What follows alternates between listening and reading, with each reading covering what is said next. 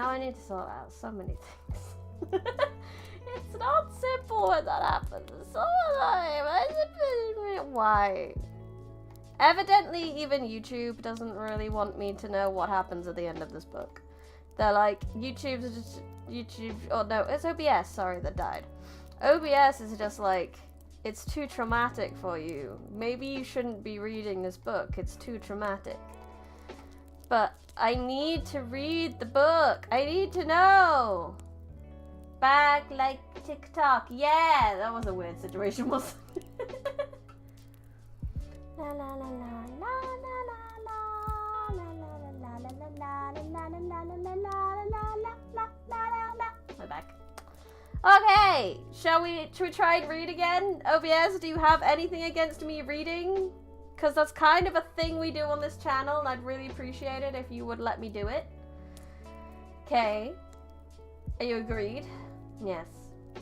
Yes. It seems OBS will behave now. Everything else is fine. OBS just decides to go bleh at times. Anyway, let's stop procrastinating. Maybe that's what it didn't like. Member help. But yeah, so those are the chat commands you can do. Some of them only work in my 2D model, so I think the only one that works today is the bonk member. Ow! Rude! How dare you use your God-given membership rights? Anyway, let's do it. It will be odd if I thought myself, he muttered, unconscious that I was behind him. But when I look for his father in his face, I find her every day more. How the devil is he so like? I can hardly bear to see him. He bent his eyes to the ground and walked moodily in. There was a restless, anxious expression in his countenance I had never remarked there before, and he looked sparer in person. His daughter-in-law, on perceiving him through the window, immediately escaped to the kitchen, so that I remained alone. "I'm glad to see you out of doors again, Mr. Lockwood," he said in reply to my greeting. "From selfish motives partly, I don't think I could readily supply your loss with this desolation. I've wondered more than once what brought you here." "An idle whim, I fear, sir," was my answer. "Or else an idle whim is to spirit me away. I shall set out for London next week, and I must give you warning that I feel no disposition to retain Thrushcross Grange beyond the 12 months. I agreed to rent it, I believe. I shall not live there any more." "Oh, indeed. You're tired of being banished from the world, are you?" he said. "But if you be coming to plead off paying for a place you won't occupy, your journey is useless. I never relent in exacting my due from anyone." "I'm coming to plead off nothing about it," I exclaimed, considerably irritated. "Should you wish it, I'll settle with you now." And I drew my notebook from my pocket. "No, no," he replied coolly. "You'll leave sufficient behind to cover your debts. If you fail to return, I'm not in such a hurry. Sit down and take your dinner with us. A guest is safe from repeating his visit, can generally be made welcome. Catherine, bring the things in. Where are you?" Catherine reappeared, bearing a tray of knives and forks. "You may get your dinner with Joseph," muttered Heathcliff, "and remain in the kitchen till he is gone." She obeyed his directions very punctually. Perhaps she had no temptation to transgress. Living among clowns and misanthropists, she probably cannot appreciate a better class of people when she meets them. With Mr. Heathcliff grim and saturnine on the one hand, and Hareton absolutely dumb on the other, I made a somewhat cheerless meal, and bade adieu early. I would have departed by the back way to get a last glimpse of Catherine and annoy old Joseph, but Hareton received orders to lead me up my horse, and my host himself escorted me to the door, so I could not fulfill my wish.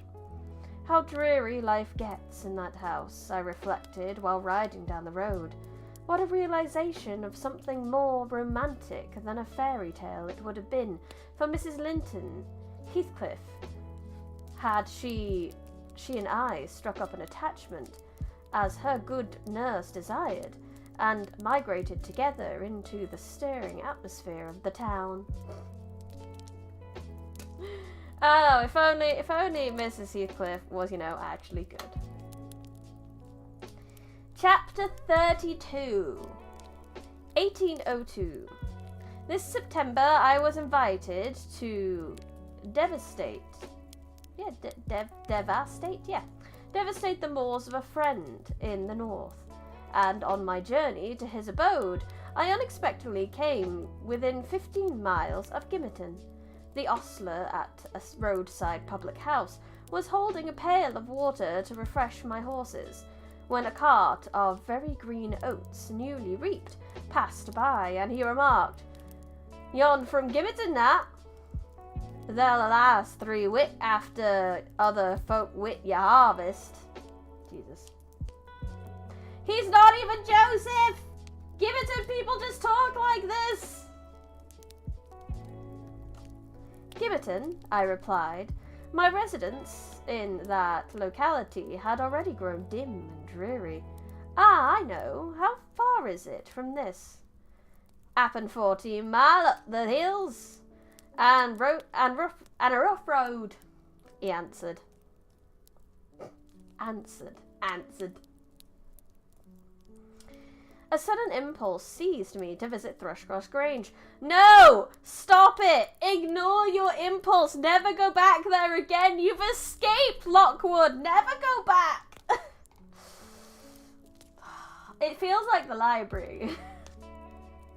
When you step in and they escape, but they always come back. Like, no one who ever entered the library kind of, never left kind of thing. Ugh. It was scarcely noon, and I conceived that I might as well pass the night under my own roof, as in an inn. Besides, I could spare a day easily to arrange matters with my landlord, and thus save myself the trouble of invading the neighbourhood again.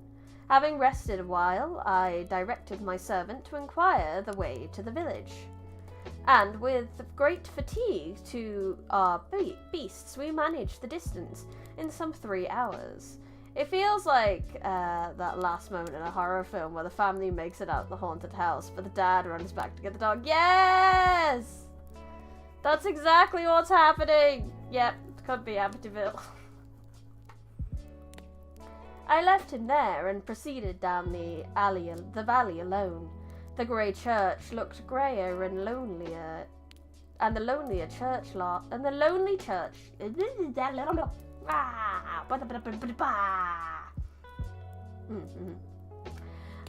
The grey church looked greyer, and the lonely churchyard looked lonelier. I distinguished a moor sheep cropping the short turf of graves. It was sweet, warm weather, too warm for travelling, but the heat did not hinder me from enjoying the delightful scenery above and below. I had seen it nearer August. I'm sure it would have been tempted me to waste a mouth among its solitude. In winter, nothing more dreary. In summer, nothing more divine than those glens shut by hills, and those things that make my mouse run out of battery. I really need to just get a wired mouse, honestly. It's very annoying because my charger doesn't go. This isn't my charger. What is this? Just pick up a wire, and it's like, this is a USB. This is not a micro USB. This is what I want. There we go. Found it. We got it. Da-da-da-da. I can read again. Not that I didn't. The mouse is easier to read with, You can, point to where you are. Then those glens shut in by hills, and those bluff gold swells of heath. I reached the Grange before sunset and knocked for admittance, but the family had retreated into the back premises. I judged by one thin blue wreath curling from the kitchen chimney, and they did not hear. I rode into the court under the porch. A girl, 9 or 10, sat knitting, and an old woman reclined on the house step, smoking a meditative pipe. "Is Mrs. Dean within?" I demanded the dame. "Mistress Dean? Nay," she answered. "She doesn't bid here. She's up at the Heights." Why is Nellie at the Heights? Why is Nellie at the Heights? Why is Nellie... Who took Nellie to the Heights? What? "Are you the housekeeper then?" I continued. They keep the house." I don't know what... That's far too Yorkshire for me to understand. "Well, I'm Mr. Lockwood, the master. Are there any rooms to lodge me in, I wonder? I wish to stay all night." "To master?" she cried in astonishment. "Wait do ever knew you were coming? Ya should had send word. There's nowt new or dry, nor minceful about the place. Not there isn't." And we thought we only had to worry about Joseph. She threw down her pipe and bustled in. The girl followed, and I entered too. "Brandy, why does the sign say Wuthering Heights?" "Which sign?" The title? Did I spell it wrong in the title? "Which sign?" No, it's right there. However, we are withering, because this is Wuthering Heights. We wither under it all. Under the pressure. Brady defeated by Newcastle accent. I'm defeated by many an accent. I wish I was talented enough to do accents.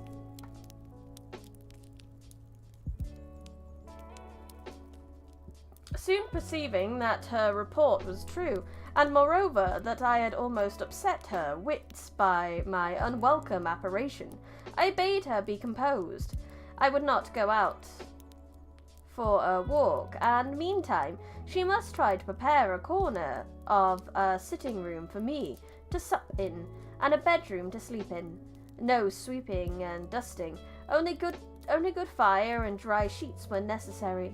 She seemed willing to do her best, though she thrust the hearth-brush into the grate in mistake for the poker. Oh no. And malappropriated several other articles of her craft, but I retired, confiding in her energy for a resting place against my return. Wuthering Heights was the goal of my proposed excursion, and after though brought me back when I had quitted the court. Oh no, sorry, I was playing off Nellie being at Wuthering Heights. Yeah, she is being at Wuthering Heights. Hi Brady, how's the book going?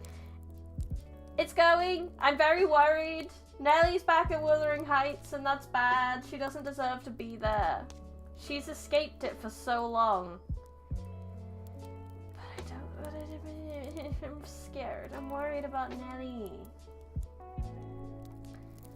"All well at the Heights?" I inquired of the woman.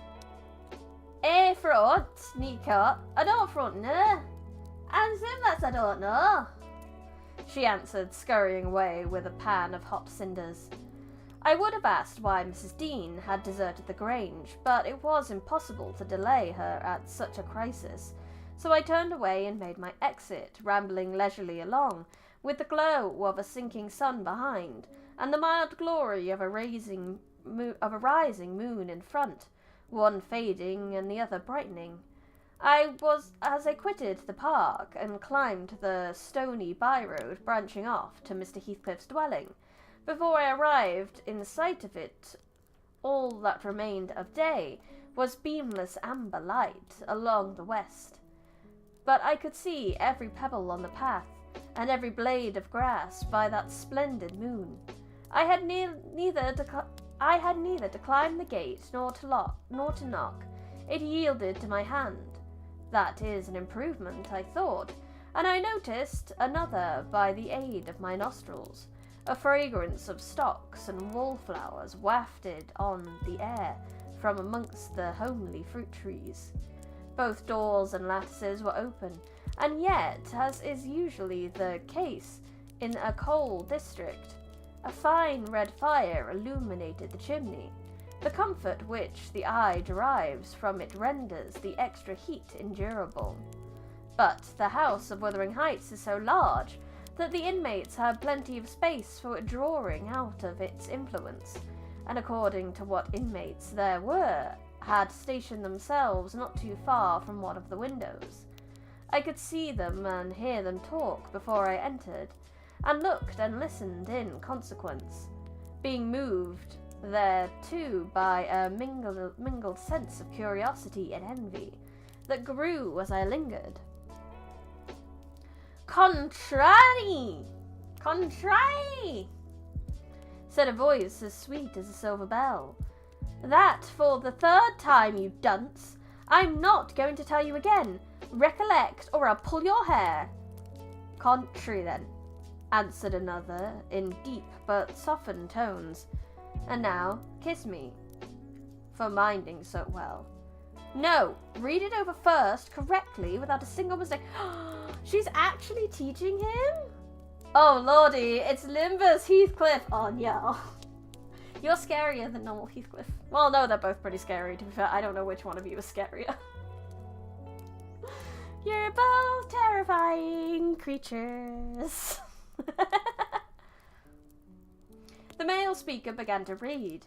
He was a young man, respectably dressed and seated at a table. Is she teaching Hareton? Oh, that's nice. Wait, no. Nice things don't happen in this book without horrible things happening. Hi, Heathcliff. I loved it when Timothy Dalton paid you.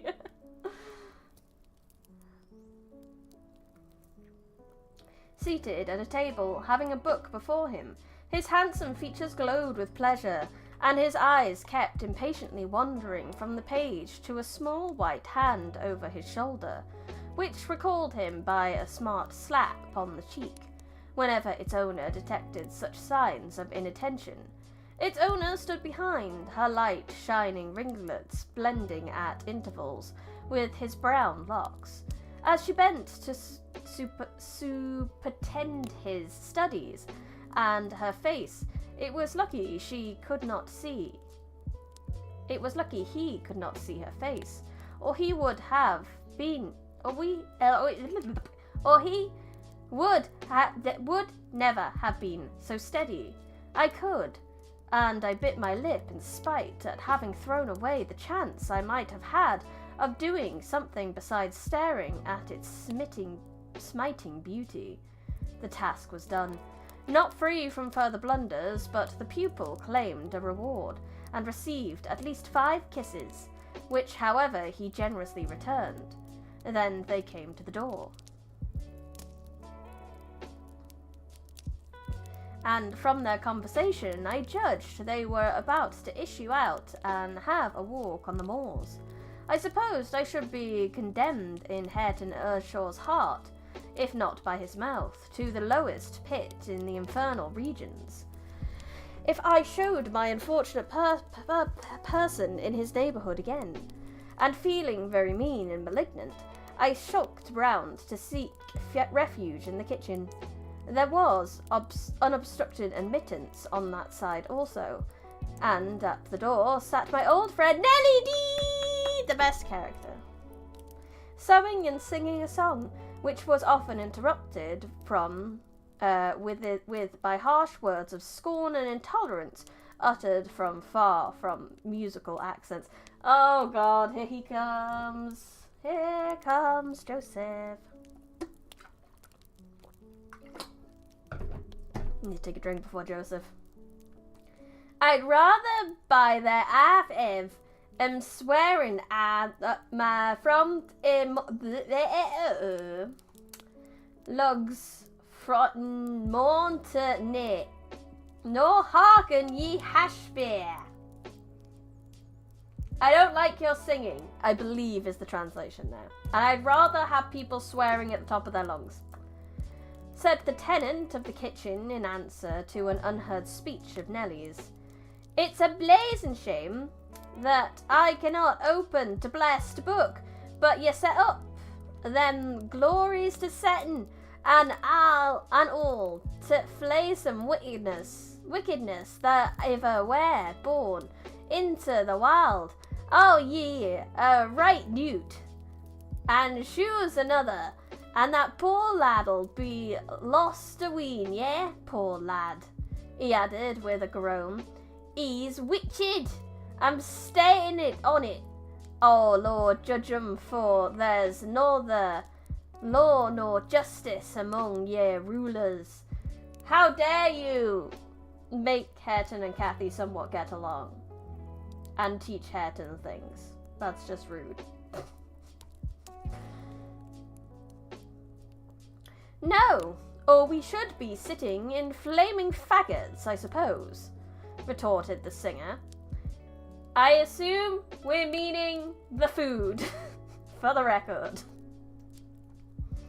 But wisht, old man, and read your Bible like a Christian, and never mind me.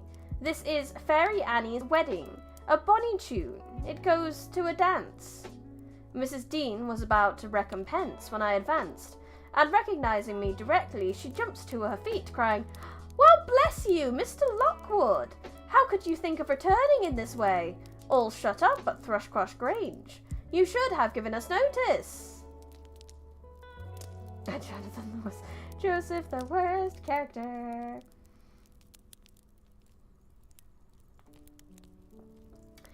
I've arranged to be accommodated there for as long as I shall stay, I answered. I depart again tomorrow. And how are you transplanted here, Mrs. Dean? Tell me that. Zillah left, and Mr. Heathcliff wished me to come soon after you went to London, and stay till you returned. But step in, pray. Have you walked from Glimmerton this evening? From the Grange, I replied. And while they make me lodging room here, I want to finish my business with your master, because I don't think of having another opportunity in a hurry. What business, sir? Said Nelly, conducting me into the house. He's gone out at present, and won't return soon. About the rent, I answered.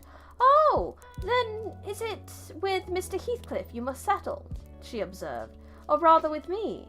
She has not learnt to manage her affairs yet, and I act for her. There's nobody else. I looked surprised. Ah, you have not heard of Heathcliff's death, I see? Oh, wait, what? Record scratch. What? Heathcliff's dead? I exclaimed, astonished. How long ago? See, he did lose it. It's just that it was his will to live. Oh, I mean that. Yeah, okay, I get that, I suppose. That explains why everything's a bit happier in the Heights. Yeah, Boris. Off-screen death. What the fuck?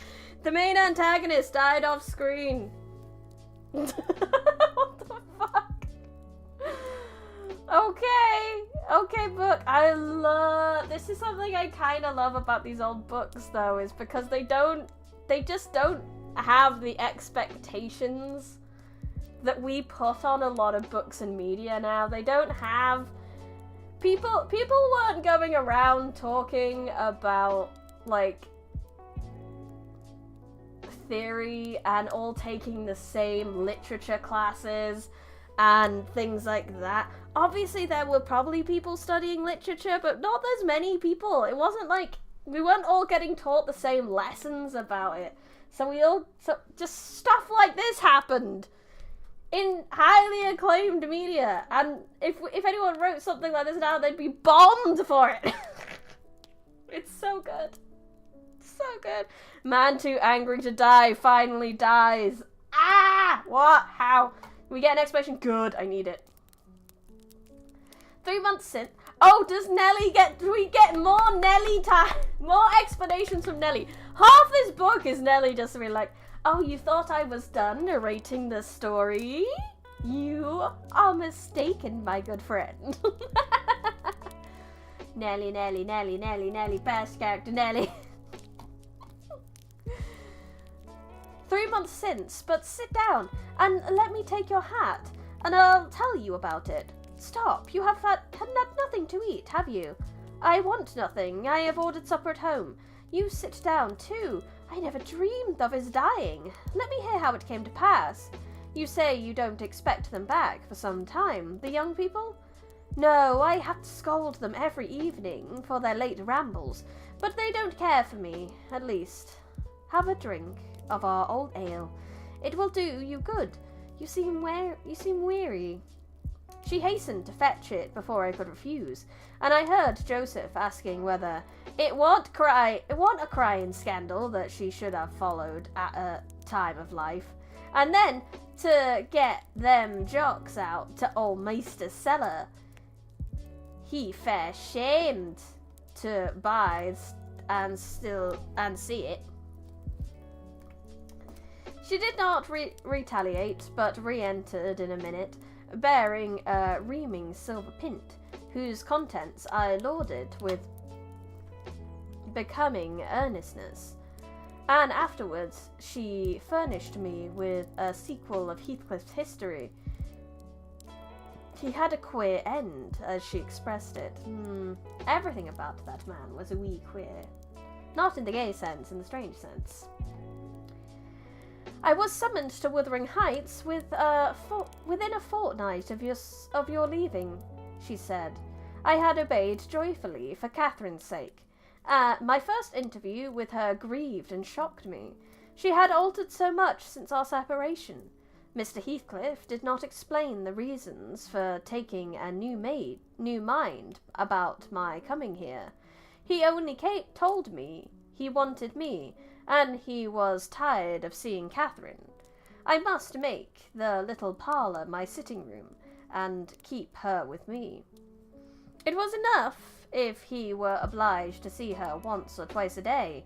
She seemed pleased at this arrangement, and by degrees I smuggled over a great number of books and other articles that had formed her amusement at the Grange, and flattered myself we should get on in tolerable comfort. The delusion did not last long. Catherine, contented at first in a brief space, grew irritable and restless. For one thing, she was forbidden to move out of the garden, and it fretted her sadly to be confined to its narrow bounds as spring drew on. For another, in following the house, I was forced to quit her frequently, and she complained of loneliness. She preferred quarrelling with Joseph in the kitchen to sitting at peace in her solitude.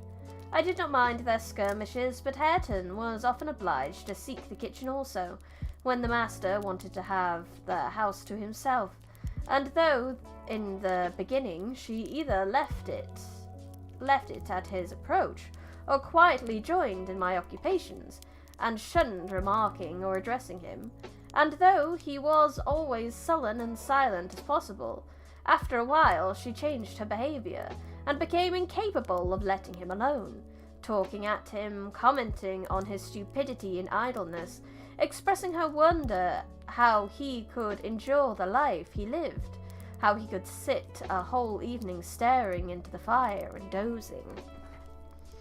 "He's just like a dog, Ellen," she once observed, "or a cart horse. Does he work? He does his work, eats his food, and sleeps eternally. What a blank, dreary mind he must have. Do you ever dream, Hareton? And if you do, what is it about? But you can't speak to me." Then she looked at him, but he would neither open his mouth nor look again. "He's perhaps dreaming now." Honestly, sounds like a wonderful existence, I'm not gonna lie.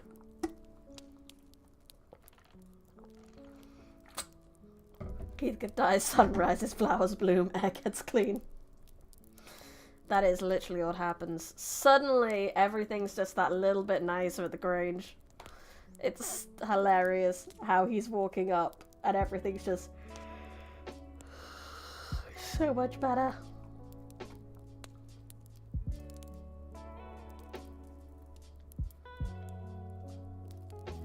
"He's perhaps dreaming now," she continued. "He twitched his shoulder, as Juno twitches hers, Ask him, Helen. Mr. Hareton will ask the master to send you upstairs if you don't behave, I said, and he had not only twitched his shoulder but clenched his fist, as if tempted to use it. I know why Hareton never speaks, and I am in the kitchen. When I am in the kitchen, she exclaimed I know why Hareton never speaks when I am in the kitchen, she exclaimed on another occasion. He is afraid I shall laugh at him. Ellen, what do you think? He began to teach himself to read once, and because I laughed, he burned his books and dropped it. Was he not a fool? Were not you naughty? I said. Answer me that. Perhaps I was, she went on, but I did not expect him to be so silly. Hareton, if I gave you a book, would you take it now? I'll try. She placed one she had been pursuing on his hand. He flung it off and muttered, if she did not give over, he would break her neck. Well, I shall put it here, she said, in the table drawer, and I'm going to bed. Then she whispered me to watch whether he touched it, and departed. But he would not come near it, and so I informed her in the morning, to her great disappointment. I saw she was sorry for her persevering sulkiness and indolence. Her conscience reproved her for fighting him off, improving himself. She had done it effectually, but her ingenuity was at work to remedy the injury, while I ironed or pursued other such stationary employments as I could not well do in the parlour. She would bring some pleasant volume and read it aloud to me. It's the guy from Limber's Company. It is the guy from Limber's Company. Well, he's dead. Apparently he's dead. He died. And I'm finding out how and why. I don't know. It's kind of scary that he's just popped his clogs. I need to know. When Hareton was there, she generally paused in an interesting part and left the book lying about. And she did repeatedly. Oh, what a smart girl. But he was obstinate as a mule, and instead of snatching at her bait in wet weather, he took to smoking with Joseph, and they sat like automatons, one on each side of the fire, the elder happily deaf to understand her wicked nonsense, as he would have called it, the younger doing his best to seem to disregard it. On fine evenings the latter followed his shooting expeditions, and Catherine yawned and sighed and teased me to talk to her, and ran off into the court or garden the moment I began, and as a last recourse cried and said she was tired of living, her life was useless. I mean... Mr. Heathcliff, who grew more and more disinclined to society, had also banished Earnshaw from his apartment, owing to an accident at the commencement of March. He became for some days a fixture in the kitchen. His gun burst while out on the hills by himself. A splinter cut his arm, and he lost a good deal of blood before he could reach home. The consequence was that, perforce, he was condemned to the fireside and tranquillity till he made it up again. It suited Catherine to have him there. At any rate, it made her hate her room upstairs more than ever, and she would compel me to find out business below, that she might accompany me. On Easter Monday, Joseph went to Gimmerton fair with some cattle, and in the afternoon I was busy getting up linen in the kitchen. Earnshaw sat morose as usual at the chimney corner, and my little mistress was beguiling an idle hour with drawing pictures on the window panes, varying her amusement by smothering bursts of song and whispered ejaculations and quick glances of annoyance and impatience in the direction of her cousin, who steadfastly smoked and looked into the grate. At a notice that I could do with her no longer intercepting my light, she removed to the hearthstone. I bestowed little attention on her proceedings, but presently I heard her begin. "I have found out, Hareton, what I want. That I'm glad that I should like you to be my cousin now, if you had not grown so cross to me and so rough." Hareton returned no answer. "Hareton! Hareton! Hareton, do you hear?" she continued. "Get off with ye," he growled with uncompromising gruffness. "Let me take that pipe," she said cautiously, advancing her hand and abstracting it from his mouth. Once again.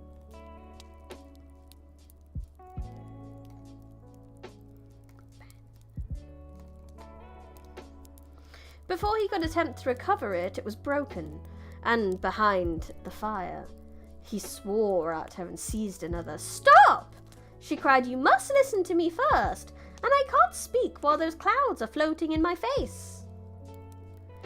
"Will you go the devil?" he exclaimed ferociously, "and let me be." "No!" she persisted. "I won't.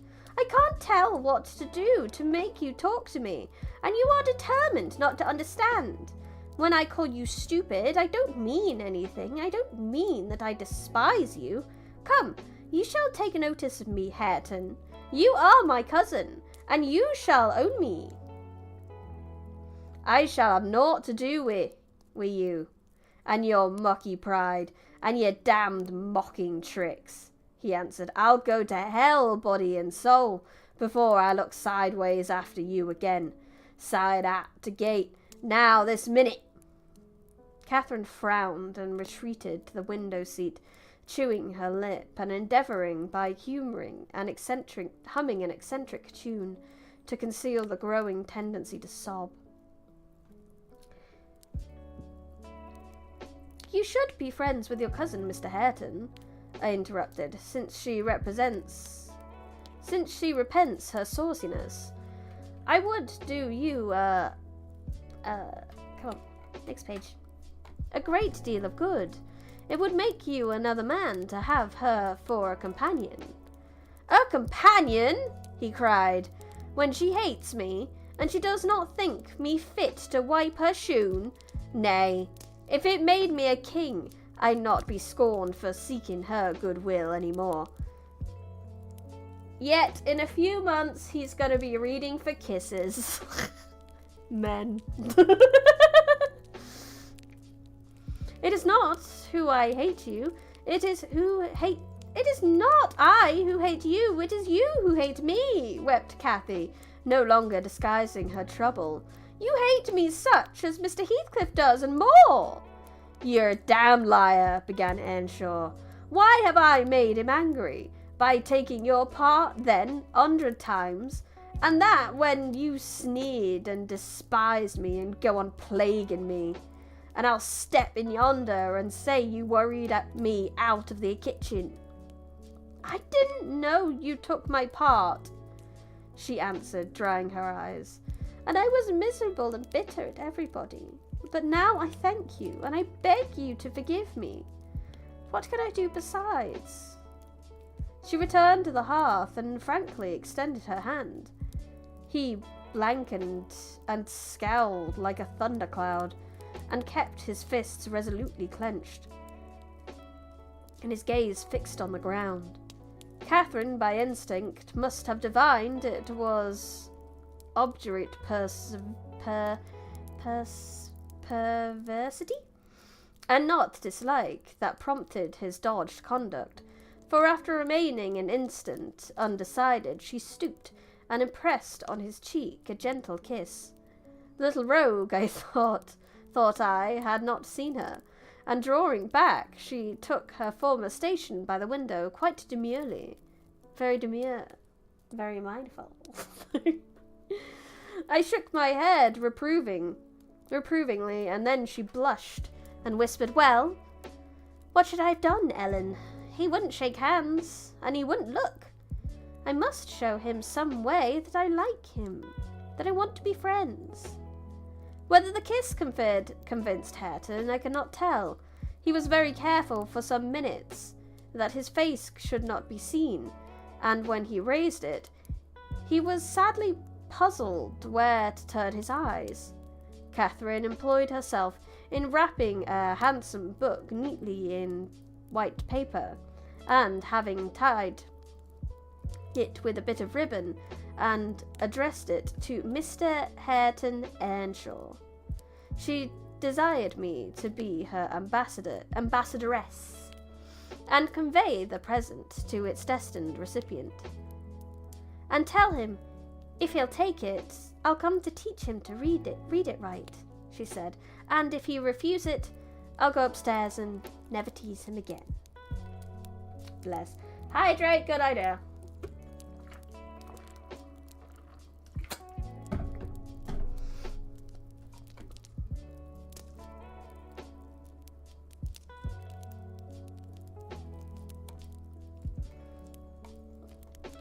I carried it and repeated the message. Anxiously watched my employer. Hareton would not open his fingers, so I laid it on his knee. He did not strike it off either. I returned to my work. Catherine leaned her head and arms on the table, till she heard the slight rustle of the coverings being removed. Then she stole away and quietly seated herself by her cousin. He trembled and his face glowed. All his rudeness and all his surly harshness had deserted him. He could not summon courage at first to utter a syllable in reply to her questioning look and her murmured petition. Aww.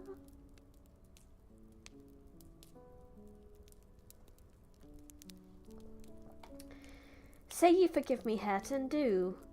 You can make me so happy by speaking that little word. He muttered something inaudible. And you'll be my friend? Added Catherine, interrogatively. Nay, you'll be ashamed of me every day of your life, he answered. And the more ashamed, the more you know me. And I cannot bide it. So you won't be my friend? She said, smiling as sweet as honey and creeping up close. I overheard no further distinguishable talk, but on looking round again, I perceived two such radiant countenances bent over the page of the accepted book, that I did not doubt the treaty had been ratified on both sides, and the enemies were, henceforth, sworn allies. The work they studied was full of costly pictures, and those and their positions had charm enough to keep them unmoved till Joseph came home. He, poor man, was perfectly aghast at the spectacle of Catherine seated on the same bench with Hareton Earnshaw, leaning her hand on his shoulder, and confounded at his favourite's endurance of her proximity. Oh my! It affected him so deeply to allow an observation on the subject that night. His emotion was only revealed by the immense sighs he drew, as he solemnly spread his large Bible on the table and overlaid it with dirty blank notes from his pocketbook. The produce of the day's transactions, at length he summoned Hareton from his seat. Hand holding. I know, right? They're so close.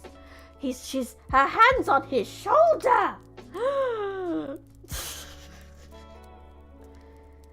Take these to master, lad, he said, and bid there as gang up on my own ramp. This hostel's neither menceful nor seemly for us. We mum side out and search another. Come, Catherine, I said, we must side out too. I've done my ironing. Are you ready to go? It is 8 o'clock, she answered, rising unwillingly. Hareton, I'll leave this book upon the chimney-piece, and I'll bring some more tomorrow. Only books that you leave. I shall take those an ace, said Joseph, and it'll be Mitch if you find 'em again. So you may as well, so you please yourself. Ugh. I know, right? Should be showing him her ankles next. Oh my god, normal size phantom. The filth in my chat.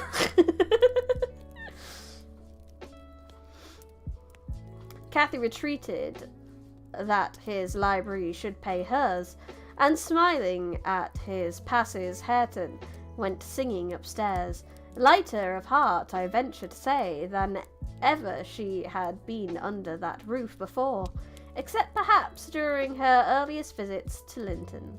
I know, so scandalous. How could you say such things? The intimacy thus commenced grew rapidly, though it encountered temporary interruptions.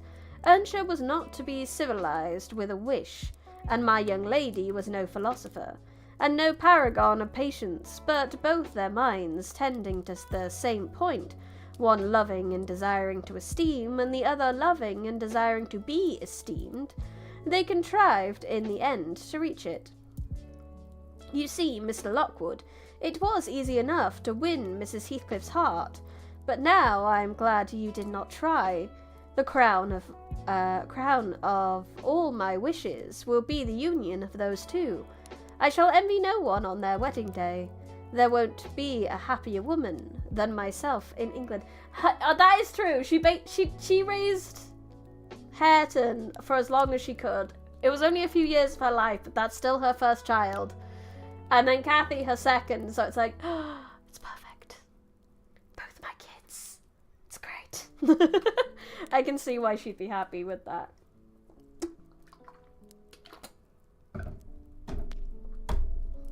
Chapter 33. When your OTV finally gets together. Yes! On the morrow of that Monday, Earnshaw, being still unable to follow his ordinary employments, and therefore remaining about the house, I speedily found it would be impracticable to retain my charge beside me, as heretofore. She got downstairs before me and out into the garden, where she had seen her cousin performing some easy work. And when I went to bid them come to breakfast, I saw she had persuaded him to clear a large space from the ground from currant and gooseberry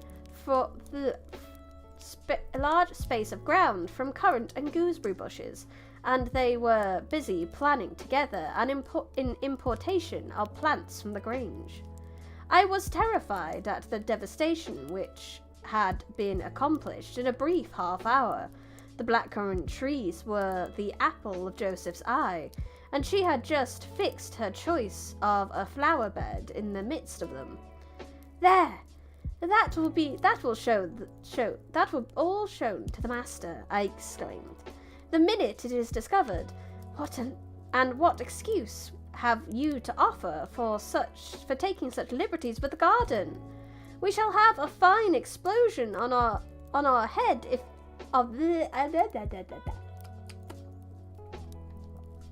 we shall have a fine explosion on the head of it. See if we don't. Mr. Hareton, I wonder you should have no more wit than to go and make that mess at her bidding. I'd forgotten they were Joseph's, answered Earnshaw, rather puzzled, but I'd tell him I did it. We always ate our meals with Mr. Heathcliff. I held the mistress's post in making tea and carving, so I was indispensable at table. Catherine usually sat by me, but today she stole nearer to Hareton, and I presently saw she would have no more discretion in her friendship than she had in her hostility. Now, mind you, don't talk with and notice your cousin too much, were my whispered instructions as we entered the room. It will certainly annoy Mr. Heathcliff, and he'll be mad at you for you both. I'm not going to, she answered. The minute after she had sidled to him was sticking primrose in his plate of porridge. Kathy, don't flirt with Hareton for 2 seconds. It will annoy Mr. Heathcliff and you know he's dangerous. Okay! Immediately flirts! He dared not speak to her there. He dared hardly look. Heathcliff can die mad. Honestly, the one biggest weakness of a Heathcliff is a Catherine. Regardless of whether it's his actual Catherine or this Catherine, he cannot control Catherines.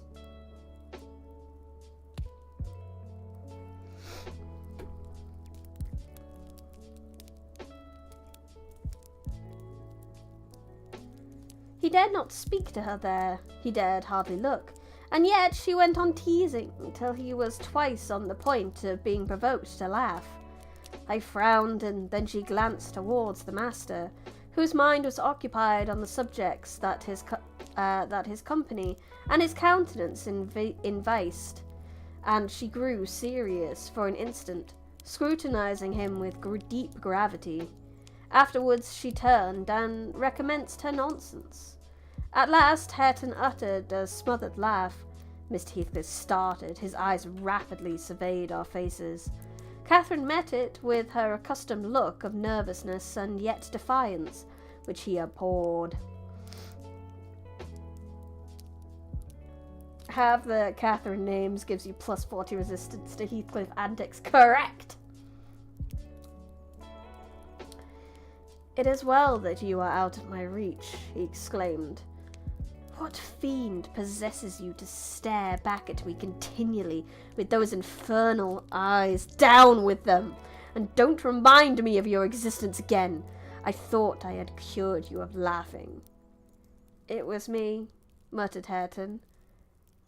What did you say? Demanded the master. Hareton looked at his plate and did not repeat the confession. Mr. Heathcliff looked at him a bit, then went silent, resumed his breakfast and his uninterrupted musing. We had nearly finished, and the two young people prudently shifted wider asunder. So I anticipated no further disturbance during that sitting, when Joseph appeared at the door, revealing by his quivering lip and furious eyes that the outrage committed on his precarious shrub was detected. He must have seen Cathy and her cousin about the spot before he exclaimed it, for while his jaws worked like those of a cow chewing its curd, and rendered his speech difficult to understand. Oh no, rendered his speech difficult to understand. It's hard enough to read. Game, book, game, same diff.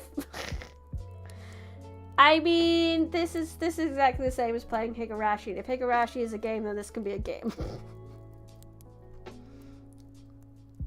I mun earn my wage. I mun go. And Ed aimed to D where I served for 46 years, and I thought I lug my books up to Garrett and all my bits of stuff, and they sued have egged kitchen and Island for the sake of quietness. It were hard to give up my own hasten, but I thought I could do that. But nah, she was taking my gun from me, and my art master. I cannot stand it. You may bet to think, York, and ye will. And none used to it, and an old man doesn't soon get used to new bargains. I rather yarn my biting, sit with me hammering. Let me translate. I've served this family for so goddamn long, and you guys go and just destroy my garden. How dare you? Now, idiot, interrupted Heathcliff. Cut it short. What's your grievance? I'll interfere in no quarrels between you and Nellie. She may thrust you into a coal hole for anything I care. It's no Nellie, answered Joseph. I shouldn't shift for Nellie, nasty ill newt as she is. Thank God she cannot stale to what soundly nobody. She were never so handsome. Please do know it. Yes, please do. Please do. Please do. Get rid of him right now. But what a body muck about winking. It's yon flaysome graceless quin. That's wicked, witch star lad, wit a bolton and a foys till nay, it's fair busts my heart. He's forgotten that I've done for him and made on him, and I'll go and riven up a whole row o' it. Grandest currant trees at the garden, and he lamented outright unmanned by a sense of his bitter injuries and Earnshaw's ingratitude and dangerous condition. Oh wait, I did that as part of the accent, but that was actually outside of the thing. I didn't realise his like thing had stopped. Let me do that again. And here he lamented outright, unmanned by a sense of his bitter injuries and Earnshaw's ingratitude and dangerous condition. Hello, CS, welcome. Is the fool drunk? Asked Mr. Heathcliff. Oh no, you have a prescript? Shit. No. As long as... Is it a good prescript? I hope it's a good prescript. I don't want to get murdered by a proxy. You can tell when Joseph isn't talking anymore because I was thinking that. I was like, isn't it weird that he could say this, but he like couldn't say all the other stuff? And that's kind of what tipped me off to realizing I'd done something wrong.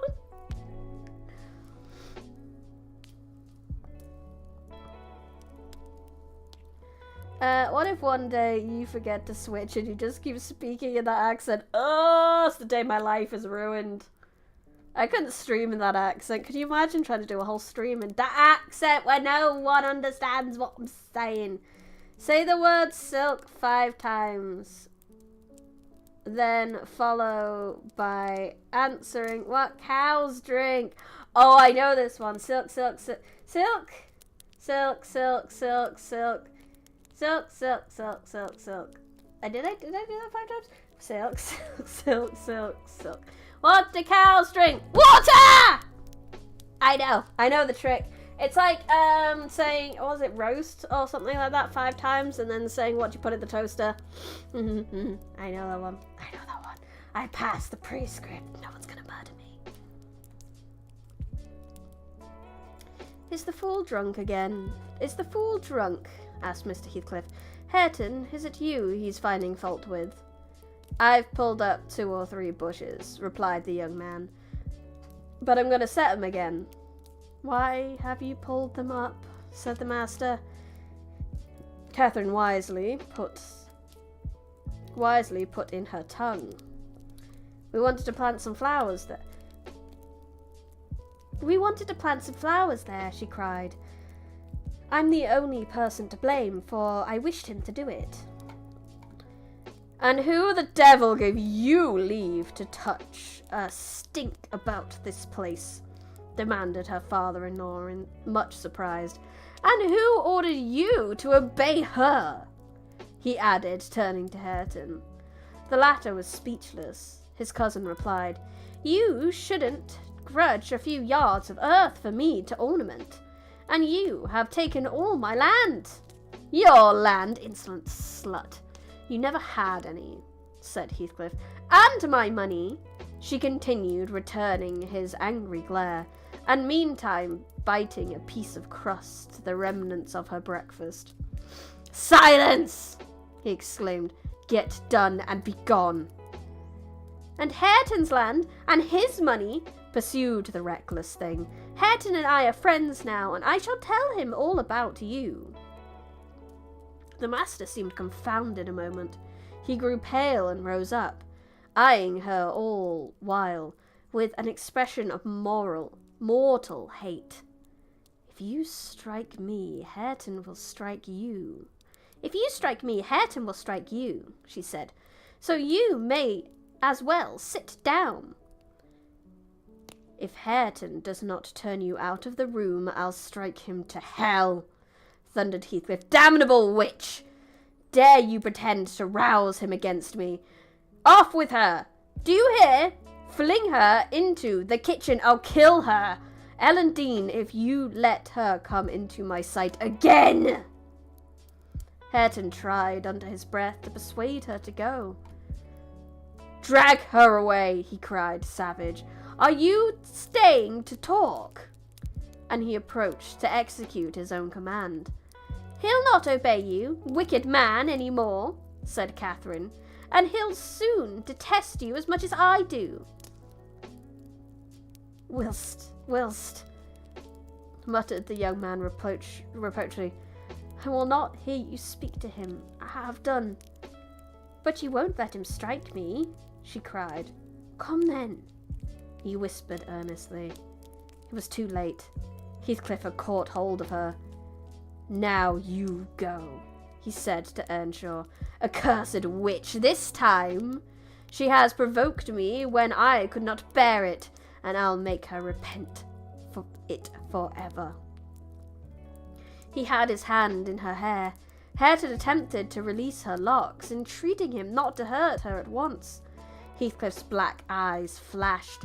He seemed ready to tear Catherine to pieces, and I was just worked up to risk coming to the rescue, when of a sudden his fingers relaxed. He shifted his grasp from her head to her arm, and gazed intently in her face.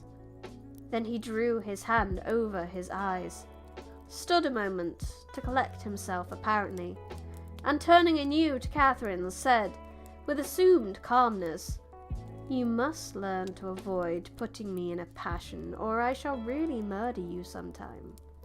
Go with Mrs. Dean, and keep with her, and confine your insolence to her ears. As to Hareton Earnshaw, if I see him listen to you, I'll send him sneaking his bread where he can get it. Your love will make him an outcast and a beggar. Nellie, take her and leave me. All of you. Leave me! I led my young lady out. She was glad of her escape to resist. The other followed, and Mr. Heathcliff had the room to himself till dinner. I had counselled Catherine to dine upon the stairs, but as soon as he perceived her vacant seat, he sent me to call her. He spoke to none of us, ate very little, and went out directly afterwards, intimating that he should not return before evening. Is this where Heathcliff becomes the future president of the Formerly Alive Club? I don't know. I just don't know. Why am I leaned that way? There we go. He can't look at Catherine because she has her mother's eyes. Yes! His biggest mistake to his own ego was keeping Catherine in the Heights. If he'd let her live at Thrushcross Grange, admittedly we wouldn't have Lockwood, so we wouldn't have this story. But he wouldn't have had to see her eyes. The two new friends established themselves in the house during his absence, where I heard Hareton sternly check his cousin on her offering a revelation of her father-in-law's conduct to his father. He said he wouldn't suffer a word to be uttered in his disparagement. If he were the devil, it didn't signify. He would stand by him, and he'd rather she would abuse himself, as she used to, than begin on Mr. Heathcliff. I'm just expecting he's gonna see the respawn timer while he's having one of his outbursts and be the architect of his own demise, like a Disney villain. Maybe. That would be good.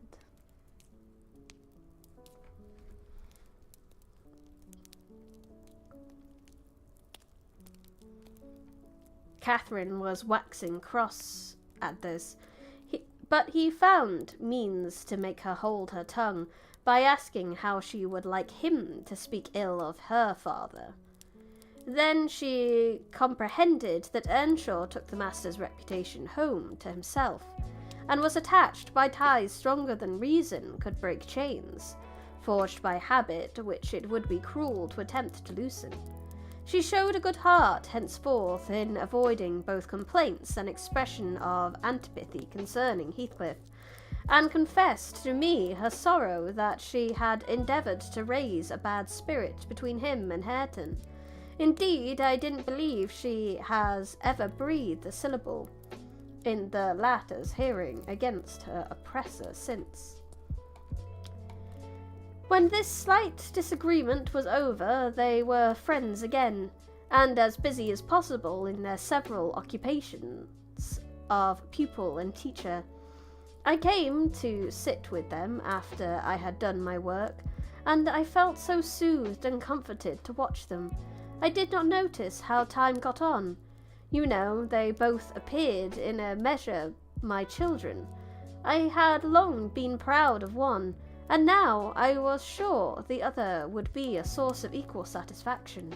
His honest, warm, and intelligent nature shook off rapidly the clouds of ignorance and degradation in which it had been bred, and Catherine's sincere commendations acted as a spur to his industry. His brightening mind brightened his features, and added spirit and nobility to their aspect. I could hardly fancy it the same individual I had beheld on the day I discovered my lady at Wuthering Heights, after her expedition to the crags. While I admired and they laboured, dusk drew on, and with it returned the master. He came upon us quite unexpectedly, entering by the front way, and had full view of the whole three, ere we could raise our heads to glance at him. Well, I reflected, there was never a pleasanter or more harmless sight, and it would be a burning shame to scold them. The red firelight glowed on their two bonny heads, and revealed their faces animated with eager interests of children, for though he was 23 and she 18, each had so much of novelty to feel and learn, that neither experience nor evidenced the sentiments of sober, disenchanted maturity. Oh God. I've never heard of the word adulting being explained so well. One sec, I just gotta mute for a minute to blow my nose. I don't want to let you hear gross things.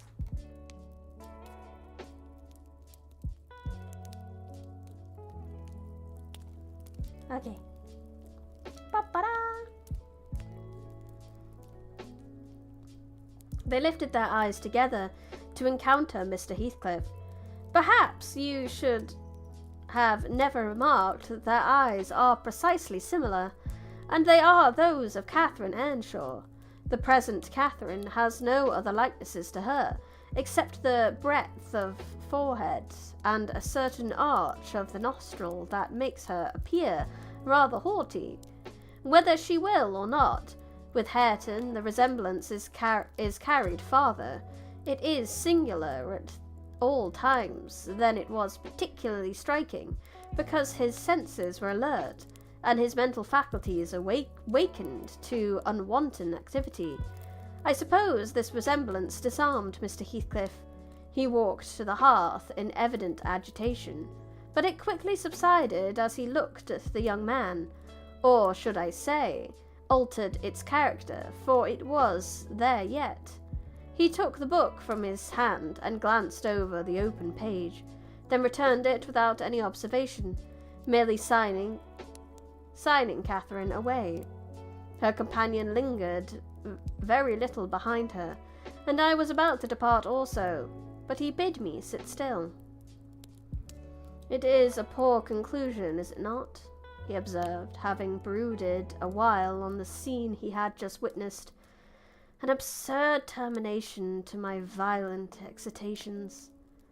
I get levers and mattocks to demolish the two houses, and train myself to be capable of working like Hercules, and when everything is ready and in my power, I find the will to lift a slate off either roof has vanished. My old enemies have not beaten me, and now would be the precise time to revenge myself upon their representatives. I could do it, and none could hinder me. But where is the use? I don't care for striking. I can't take the trouble to raise my hand. That sounds as if I had been labouring the whole time, only to exhibit a fine trait of magnanimity. It is far from being the cause. I have lost the faculty of enjoying their destruction, and I am too idle to destroy for nothing. Nellie, there is a strange change approaching. I'm in its shadow at present. I take so little interest in my daily life that I hardly remember to eat and drink. Oh no! Okay, Heathcliff has two weaknesses. One is Catherine, the other is depression.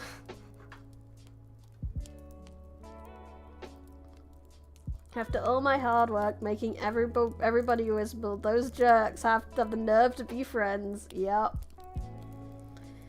Heathcliff is like a shark. The minute he stops being a hater, he sinks to the bottom. Yeah! He stopped swimming. Those two have left the room are the only objects which retain my distinct material appearance to me, and that appearance causes me pain, amounting to agony. About her I won't speak. I don't have a desire to think, but I earnestly wish she were invisible. Her presence invokes only maddening sensations. He moves me differently, and yet if I could do it without seeming insane, I'd never see him again. You'll perhaps think me rather inclined to become so, he added, making an effort to smile.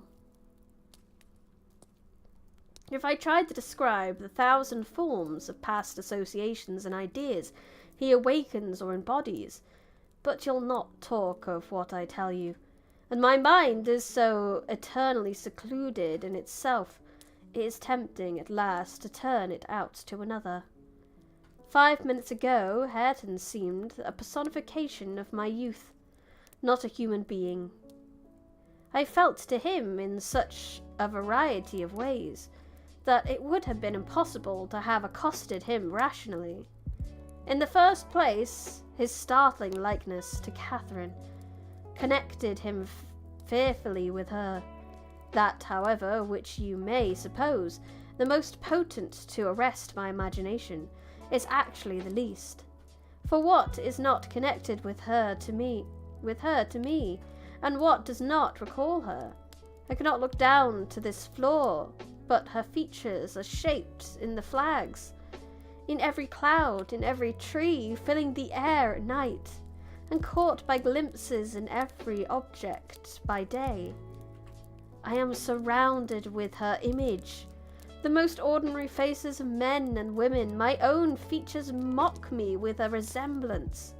The entire world is a dreadful collection of her memoranda, and she did exist, and that I have lost her.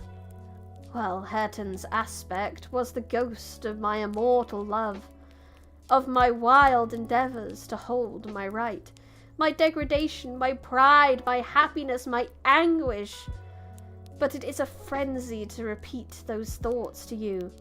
Only it will let you know why, with a reluctance to be always alone, his society is no benefit, rather an aggravation of a constant torment I suffer. And it partly contributes to render me regardless how he and his cousin go on together. I can give them no attention any more. But what do you mean by change, Mr. Heathcliff? I said, alarmed at his manner, though he was neither in danger of losing his senses nor dying. According to my judgment, he was quite strong and healthy, and as to his reaction, from my childhood, he had delighted in dwelling on dark things and entertaining odd fancies. He might have had a monomania on the subject of his departed idol, but on every other point his wits were as sound as mine. I shall not know what till it comes, he said. I am only half conscious of it now. You have no feeling of illness, have you? I asked. No, Nellie, I have not. Then you are not afraid of death? Afraid? No, he replied. I have neither a fear nor a presentiment, nor a hope of death. Why should I? With my hard constitution and temperate mode of living, and unperilous occupations, I ought to, and probably shall, remain above ground till there is scarcely a black hair on my head. And yet I cannot continue in this condition. I have to remind myself to breathe, almost to remind my heart to beat, and it is like bending back a stiff spring. It is by compulsion that I do the slight act not prompt by one thought, and by compulsion that I notice anything alive or dead which is not associated with one universal idea. I have a single wish, and my whole being and faculties are yearning to attain it. They have yearned towards it so long, and so unwaveringly, that I am convinced it will be reached, and soon, because it has devoured my existence. I am swallowed up in the anticipation of its fulfillment. My confession have not relieved me, but they may account for some otherwise unaccountable phases of humour which I show. Oh God, it's a long fight. I wish it were over. Monomania on the departed idol. Oh, you mean Mimi? I'm very glad Mimi's back too. This makes me very happy. He began to pace the room, muttering terrible things to himself, till I was inclined to believe, as he said Joseph did, that conscience had turned his heart to an earthly hell. I wondered greatly how it would end, though he seldom before had revealed his state of mind, even by looks. It was his habitual mood. I had no doubt he asserted it himself, but not a soul from his general being would have conjectured that fact.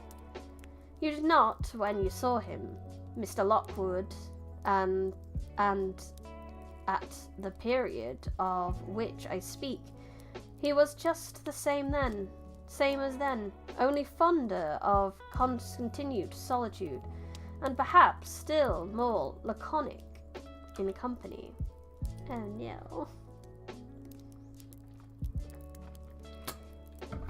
In depression, do. Chapter 34, do. For some days after that evening, Mr. Heathcliff shunned meeting us at meals, yet he would not consent formally to exclude Hareton and Cathy. He had an aversion to yielding so completely to his feelings. Choosing rather to absent himself, and eating once in 24 hours seemed sufficient sustenance for him. One night after the family were— Ow! Rude. Why would you do this? What did I do? One night after the family were in bed, I heard him go downstairs and out the front door. I did not hear him re-enter, and in the morning I found he was still away. We were in April then. The weather was sweet and warm, the grass as green as showers and sun could make it, and the 2 dwarf apple trees near the southern wall in full bloom. After breakfast, Catherine insisted on my bringing a chair and sitting with my work under the fir trees at the end of the house, and she beguiled Hareton, who had perfectly recovered from his accident, to dig and arrange her little garden, which was shifted into that corner by the influence of Joseph's complaints. I was comfortably revelling in the spring fragrance around, and the beautiful soft blue overhead, when my young lady, who had run down near the gate to procure some primrose roots for a border, returned only half laden and informed us that Mr. Heathcliff was coming in. And he spoke to me, she added with a perplexed countenance. What did he say? Asked Hareton. He told me to be gone as fast as I could, he answered, but he looked so different from his usual look that I stopped a moment to stare at him. How? He inquired. Why, almost bright and cheerful. No, almost nothing. Very much excited, and wild and glad. That's almost more terrifying than, sad.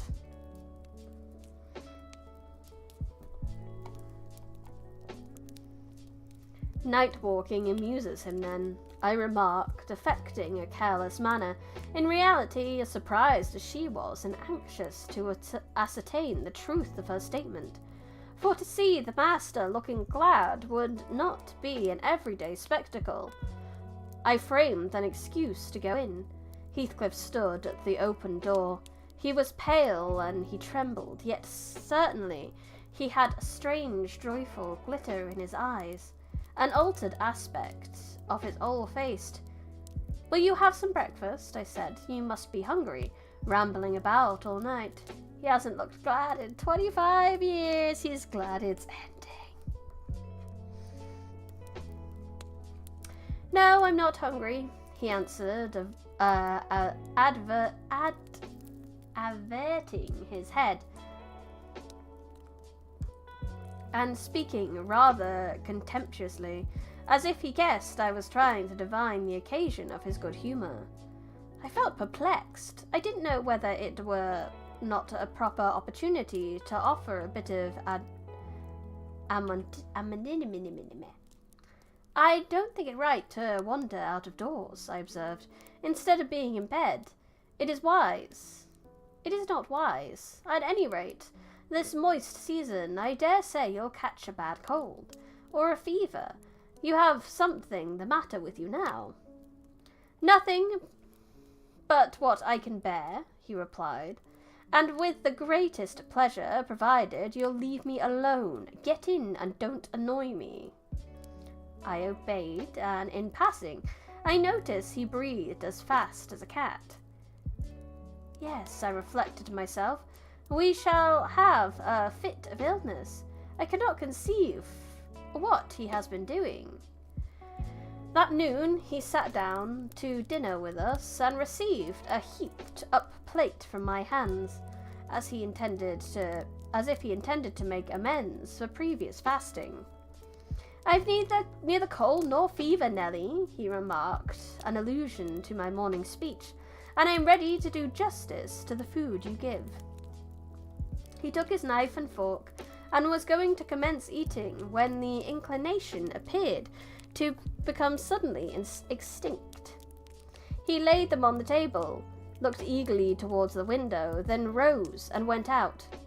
We saw him walking to and fro in the garden, while we concluded our meal.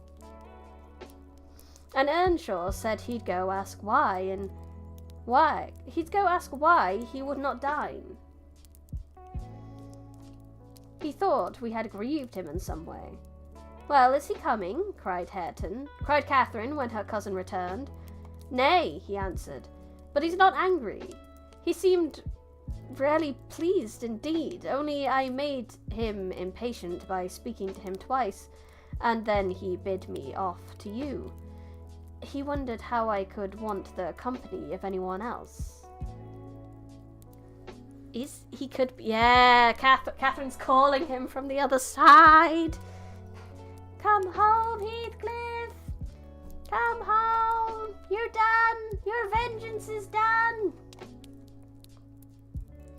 I set his plate to keep warm on the fender, and after an hour or two he re-entered, when the room was clear, in no degree calmer, the same unnatural appearance of joy under his black brows, the same bloodless hue, and his teeth visible now and then in a kind of smile, his frame shivering, not as one shivers with chill or weakness, but as a tight-stretched cord vibrates, a strong thrilling rather than trembling. Let's be miserable together again, yay! He knows nothing more than just being miserable, the sad existence of Heathcliff.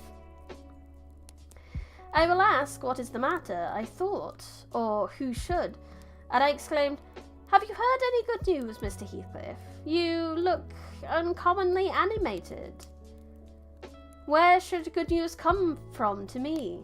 He said. I'm animated with hunger, and seemingly I must eat. I must not eat.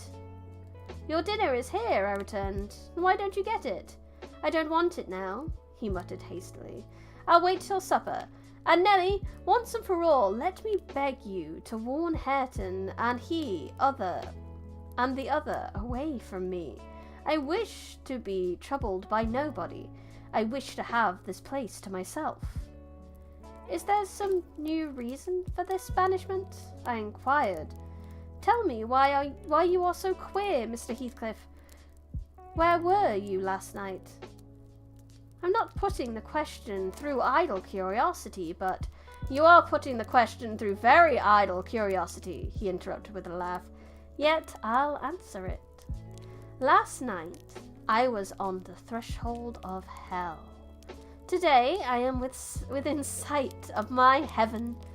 I have my eyes on it.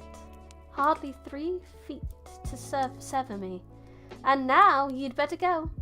You'll neither see nor hear anything to frighten you, if you refrain from prying. Having swept the hearth and wiped the table, I departed more perplexed than ever. He did not quite quit the house again that afternoon, and no one intruded on his solitude till 8 o'clock. I deemed it proper, though unsummoned, to carry a candle and his supper to him. He was leaning against the ledge of an open lattice, but not looking out. His face was turned to the interior gloom. The fire had smouldered to ashes. The room was filled with damp, mild air of the cloudy evening, and so still that not only the murmur of the beck down in Glimmerton was distinguishable, but its ripples and its gurgling over the pebbles and through the large stones which it could not cover. I uttered an ejaculation of discontent at seeing the dismal grate, and commenced shutting the casements one after another, till I came to this. Must I close this? I asked, in order to rouse him, for he would not stir. Gonna beat us, Oshi. The light flashed on his features as I spoke. Oh, Mr. Lockwood, I cannot express what a terrible start I got from the momentary view. Those deep black eyes, that smile and ghastly paleness. It appeared to me, not Mr. Heathcliff, but a goblin, and in my terror I let the candle bend towards the wall, and it left me in darkness. Yes, close it, he replied in his familiar voice. There, that is pure awkwardness. Why did you hold the candle horizontally? Be quick and bring another. I hurried out in a foolish state of dread, and said to Joseph, the master wishes you to take him a light and rekindle the fire, for I dared not go in myself again just then. Joseph rattled some fire into the shovel and went, but he brought it back immediately, with the supper tray in his other hand, explaining that Mr. Heathcliff was going to bed, and he wanted nothing to eat till morning. We heard him mount the stairs directly. He did not proceed to his ordinary chamber, but turned into that with the palantined bed. Its window, as I mentioned before, is wide enough for anybody to get through, and it struck me that he plotted another midnight excursion, of which he had Rather, we had no suspicion. Is he a ghoul or a vampire? I mused as I read of such hideous incarnate demons.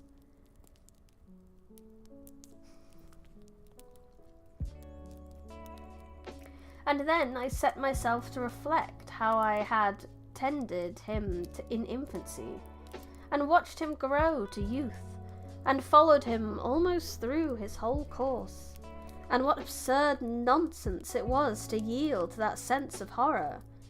But where did he come from? The little dark thing harboured by a good man to his bane.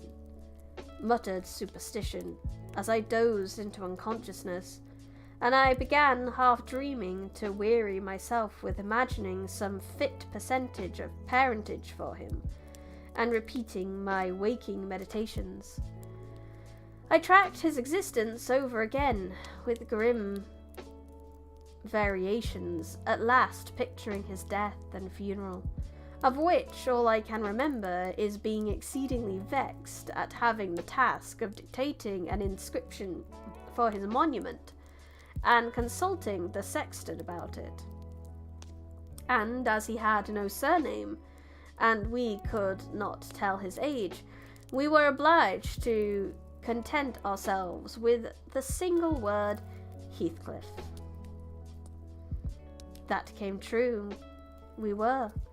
If you enter the kirkyard, you'll read on his headstone only that, and the date of his death.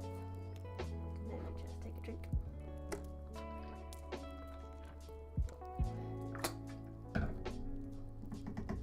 Thank you for supporting Wuthering Heights. We hereby announce the death of Heathcliff. We hereby announce Heathcliff will be graduating.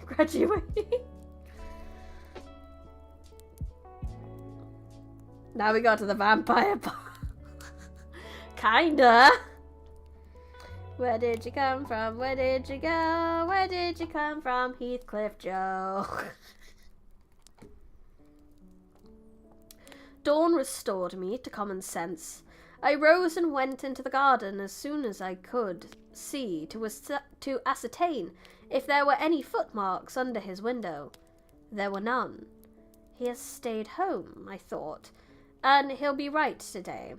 I prepared breakfast for the household, as was my usual custom, but told Hareton and Catherine to get theirs ere the master come down, for he lay late. They preferred taking it out of doors under the trees, and I set a little table to accommodate them. Upon my re-entrance I found Mr. Heathcliff below. He and Joseph were conversing about some farming business. He gave clear, minute directions concerning the matter discussed, but he spoke rapidly and turned his head continually aside, and had the same excited expression, even more exaggerated, when Joseph quitted the room. He took his seat in the place he gently chose, and he put a basin of coffee before him. He drew it nearer, and then rested his arms on the table. It took and looked at the opposite wall, as I suppose surveying one particular portion up and down, with glittering, restless eyes, and with such eager interest that he stopped breathing during half a minute together. Yeah, Ghost Catherine's here. Ghost Catherine is here. Come now, I exclaimed, pushing some bread against his hand. Eat and drink that while it is hot. It has been waiting near an hour. He didn't notice me, and yet he smiled. I'd rather have seen him gnash his teeth than smile so. Mr. Heathcliff! Master! I cried. Don't for God's sake stare as if you saw an unearthly vision. Don't for God's sake shout so loud, he replied. Turn round and tell me we are by ourselves. Of course, was my answer. Of course we are. I still involuntarily obeyed him, as if I was not quite sure. Within a sweep of his hands, he cleared a vacant space in front, among the breakfast things, and leant forward to gaze more at his ease. Now I perceived he was not looking at the wall, for when I regarded him alone, it seemed exactly that he gazed at something within 2 yards distance. And whatever it was, it communicated apparently both pleasure and pain in exquisite extremes. At least the anguish yet raptured expression of his countenance suggested that idea. The fancied object was not fixed either. His eyes pursued it with unwearied diligence, and even in speaking to me, were never weaned away. I vainly reminded him of his protracted abstinence from food. If he stirred to touch anything in compliance with my entreaties, he stretched his hand out to get a piece of bread. His fingers clenched it before they reached it, and remained on the table, forgetful of their arm. I sat, a model of patience, trying to attract his absorbed attention from its engrossing speculation, till he grew irritable and got up, asking me why I would not allow him to have his own time in taking his meals, and saying that on the next occasion I needn't wait. I might set things down and go. Having uttered these words, he left the house, slowly sauntering down the garden path, and disappeared through the gate. Pleasures and pain in extreme. Sounds like Catherine, all right. Yup, that's that girl. She bewitches men with her pains and pleasures of extremes. The hours crept anxiously by. Another evening came. I did not retire to rest till late, and when I did, I could not sleep. He returned after midnight, and instead of going to bed, shut himself into the room beneath. I listened and tossed about, and finally dressed and descended. It was too irksome to lie there, harassing my brain with 100 idle misgivings. I distinguished Mr. Heathcliff's steps, restily measuring the floor, and he frequently broke the silence by a deep inspiration, resembling a groan. Inspiration? Yeah, inspiration. I thought that might have said inhalation, and I just read it wrong, but I didn't.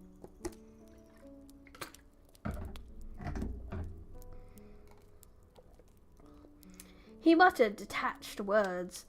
The only one I could catch was the name of Catherine, coupled with some wild terms of endearment or suffering, and spoke as one would speak to a person present, low and earnest, and wrung from the depths of his soul.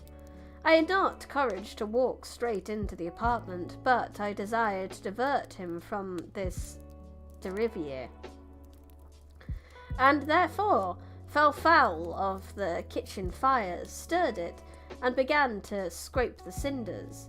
I drew him forth sooner than I expected. He opened the door immediately and said, "Nelly, come here. Is it morning? Come with your light." "It is striking 4, I answered. "You want a candle to take upstairs? You might have lit one at this fire." "Hello, Musical Magic Light, welcome." "No, I don't wish to go upstairs," he said. "Come in and kindle me a fire, and do anything there is to do about the room." "I must blow the coals red first, before I carry any," I replied, getting a chair and the bellows. He roamed to and fro meantime, in a state approaching distraction, his heavy sighs succeeding each other so thick as to leave no space for common breathing between. "When day breaks, I'll send for Green," he said. "I wish to make some legal inquiries of him, while I can bestow a thought on those matters, and while I can act calmly. I have not written my will yet, and how to leave the property I cannot determine. I wish I could annihilate it from the face of the earth." I mean, you could. He could have done that so many times already, but he lost his will too. "I would not talk so, Mr. Heathcliff," I interrupted. "Let your will be a while. You'll be spared to repent of your many injustices yet. I never expected that your nerves would be so disordered. They are at present marvellously so, however, almost entirely through your own fault. The way you've passed these 3 days might knock up a titan. Do take some food and some repose. You need to look at yourself in a glass to see how you require both. Your cheeks are hollow, your eyes bloodshot, like a person starving with hunger and going blind with loss of sleep. It is not my fault I cannot eat or rest, he replied. I assure you, it is through no settled designs that I'll do both as soon as I possibly can. But you might as well bid a man struggling in the water to rest within arm's length of the shore. I must reach it first, and then I'll rest. Well, never mind. Mr. Green, as to repenting of my injustices, I've done no injustice, and I repent of nothing. I'm too happy, and yet I'm not happy enough. My soul's bliss kills my body, but does not satisfy itself. Happy, master, I cried. Strange happiness. If you would hear me without being angry, I might offer some advice that would make you happier. What is that? He asked. Give it. You are aware, Mr. Heathcliff, I said, that from the time you were 13 years old, you have lived a selfish, unchristian life and probably hardly had a Bible in your hands during all the period. You must have forgotten the contents of the book. And you may not have space to search it now. Could it be heartful to send for someone, some minister or of any denomination, it does not matter which, to explain it, and show you how very far you have erred from its precepts, and how unfit you will be for its heaven, unless a change takes place before you die? I am rather obliged than angry, Nelly, he said, for you remind me of the manner in which I desired to be buried. It is to be carried to the churchyard in the evening. You and Hareton may, if you please, accompany me, and mind particularly to notice that the sextons obey my directions concerning the 2 coffins. No minister need come, nor need anything be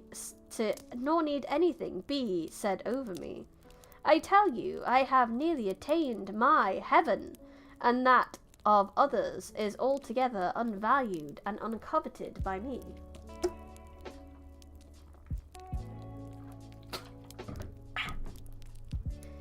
I'm just kind of curious how long we've got. Oh, we have not got long. We're nearly there.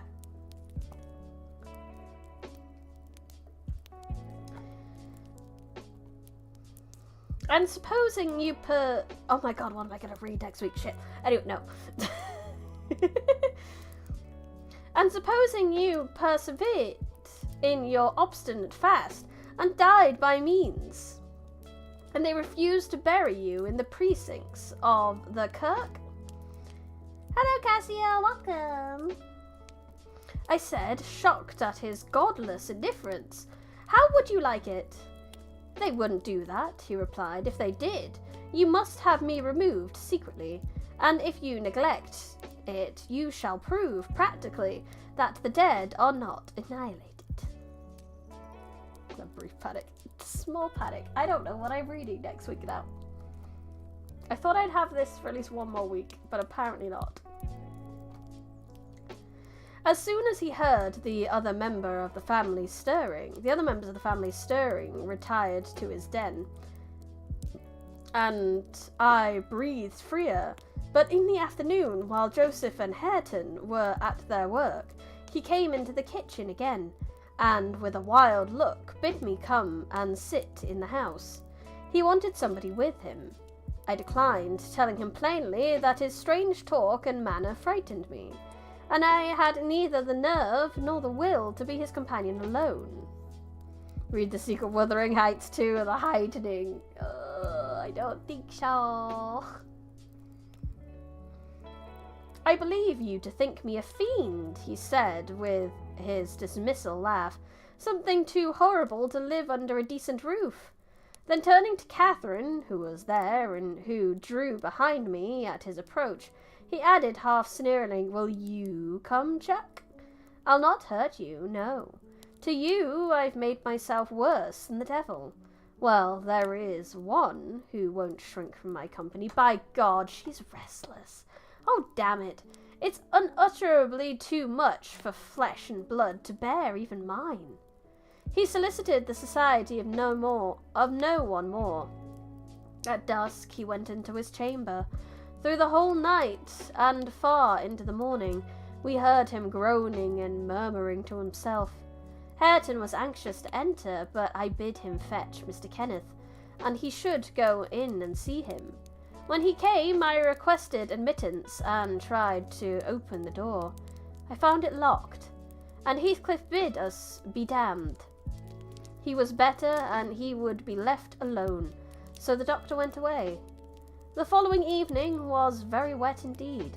It poured down till dawn day, and as I took my morning walk round the house, I observed the master's window swinging open, and the rain driving straight in. He cannot be in bed, I thought. Those showers would drench him through. He must either be up or about, or I'll make no more ado. I'll go boldly and look. Having succeeded in obtaining entrance with another key, I ran to unclose the panels, for the chamber was vacant. Quickly pushing them aside, I peered in. Mr. Heathcliff was there, laid on his back. His eyes met mine, so keen and fierce, I startled, and then he seemed to smile. I could not think him dead, but his face and throat were washed with rain. His bedclothes dripped, and he was perfectly still. The lattice, flapping to and fro, had grazed one hand that rested on the sill. No blood trickled from the broken skin, and when I put my fingers to it, I could doubt no more. He was dead and stark. I hapsed the window. I combed his black, long hair from his forehead. I tried to close his eyes, to extinguish, if possible, that frightful, lifelike gaze of exultation before anyone else beheld it. They would not shut. They seemed to sneer at my attempts, and his parted lips and sharp wide teeth sneered too. Taken with another fit of cowardice, I cried out for Joseph. Joseph shuffled up and made a noise, but resolutely refused to meddle with him. "This devil's harried off his soul," he cried, "and he may hev his carcass into bargain, for aught I care. Itch that wicked un. He looks grinning at death." And the old sinner grinned in mockery. I thought he intended to cut a caper round the bed, but suddenly composing himself, he fell on his knees, raised his hands, and returned thanks that the lawful master and the ancient stock were restored to their rights. I felt stunned by the awful event, and my memory unavoidably recurred to former times with a sort of oppressive sadness. But poor Hareton, the most wronged, was the only one who really suffered much. He sat by the corpse at night, weeping in bitter earnest. He pressed its hand and kissed the sarcastic, savage face that everyone else shrank from contemplating, and bemoaned him with that strong grief which springs naturally from a generous heart, though it had been torn as tough as tempered steel. Aw, poor Hareton. He just lived with his abuser. What the hell is going on here? This is let me see what this is really weird. If I could show you what the framing thinks, it thinks I'm laying on my side somehow in the middle of the air. It's going extra weird today, that much is for sure. This is fine. Okay.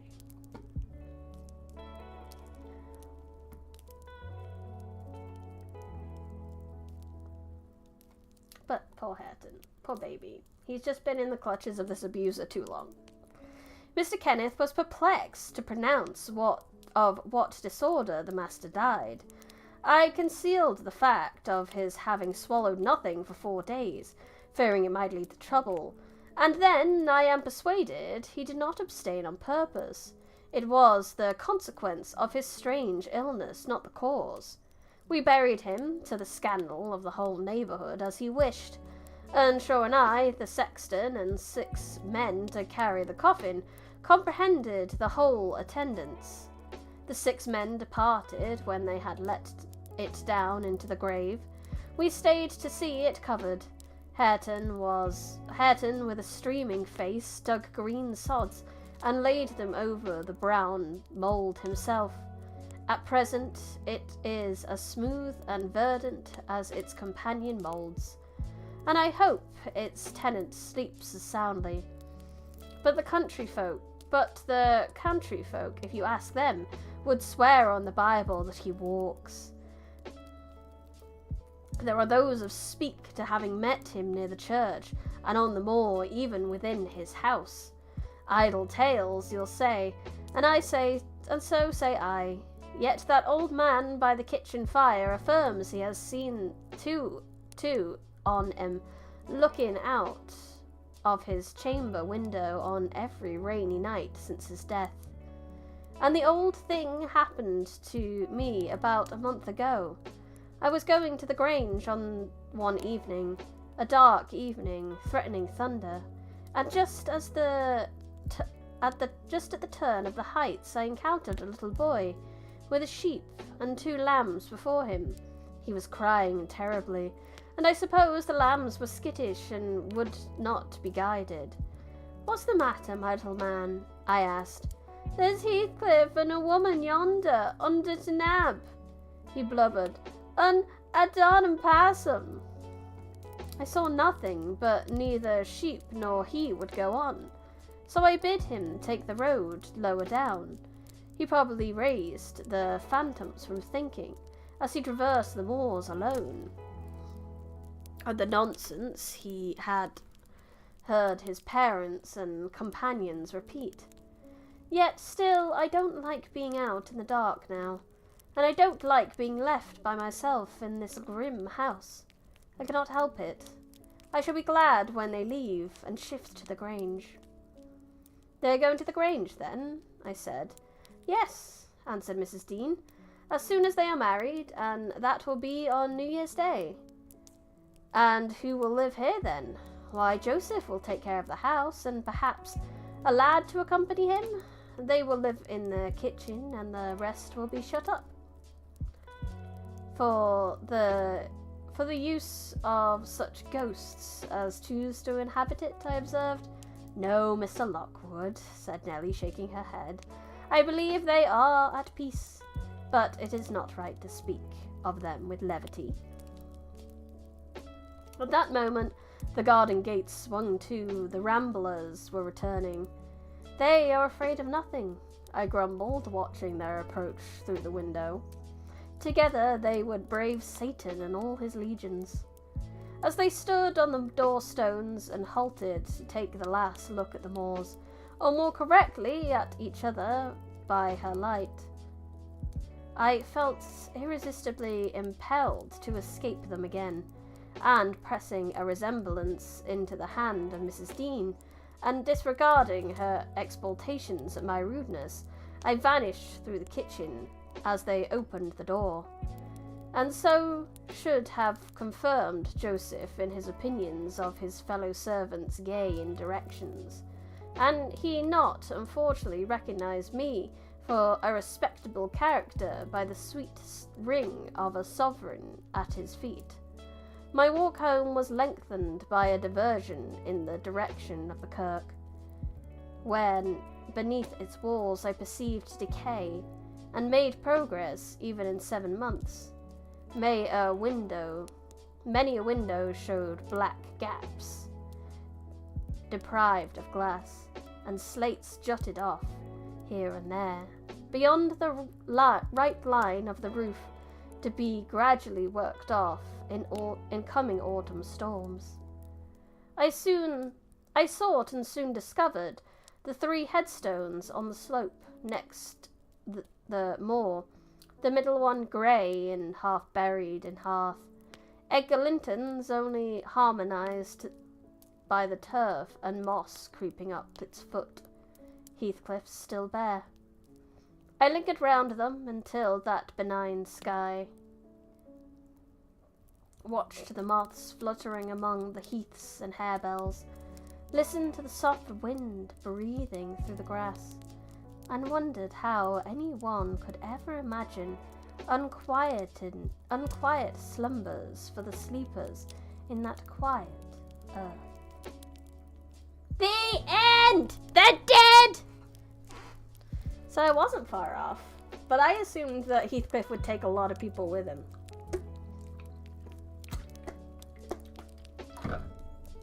Da da da da! And here's some licensing nonsense.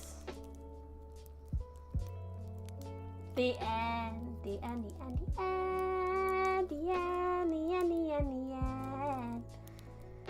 We did it. We read all of Wuthering Heights. I'm gonna add that to my 100 books.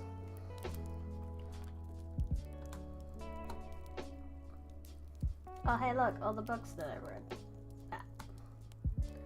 That can be our 200. I know, what a freaking journey that was. Book 200. Wuthering Heights. Novel by Emily Bronte. It is stand-alone, thank God, and we read it in 2025. Or at least we finished it in 2025. Now read it again! No! Now you read something else. And we don't have that much time left in this stream, so we can... If you have any... Let's do it again. No! Whoop whoop. Wuthering Heights. No. No. No. If I read it again, it doesn't count on here, so I can't read it again.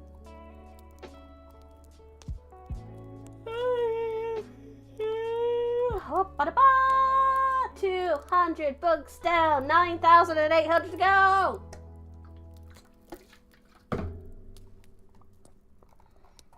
Let's have a look at these 200. I think these 200 do come from the fact that I started counting, you know. I mean, Laura Limper. When I started counting webtoons, this started going a lot faster. And SCPs, when I've been doing SCP Patreon streams, they've sped me up quite a lot. And self-publishing a bunch of short stories helped a lot.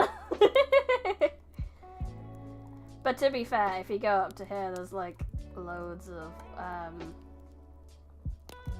like in-game media ones. So Skyrim lore books. Oh, I should bring back reading the game, shouldn't I? Reading the game. I have like I did videos a while ago of like Book of Rats, Book of Young Office, and we counted them as well. But yeah, we did it. We did it. We did it. So if there's any classics that we should look at, I don't know what we're going to read next week. I'm going to have to make decisions. I'm also going to go poke some indie authors, maybe see if we can get...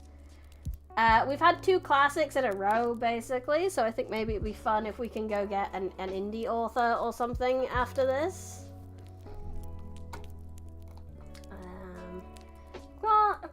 I had a couple who spoke to me, and I could say that, hey, we got some free slots.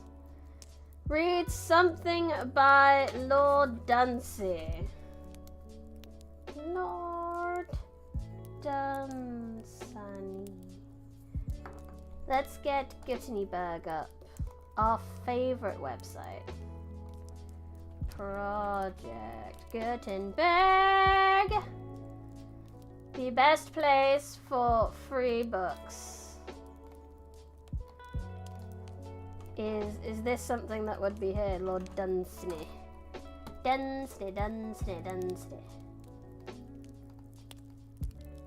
Fan comics? Yeah, I guess. Technically, I'd be even further along if I counted all the fan fiction I read as well, but that's not making it on the list.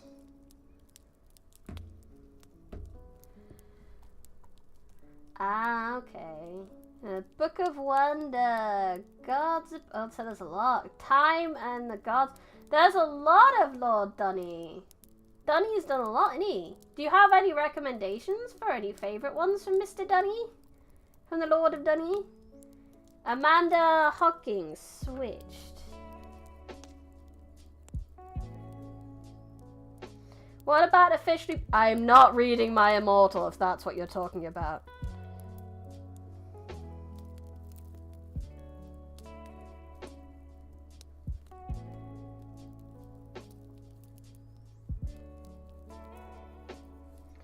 That's a potential.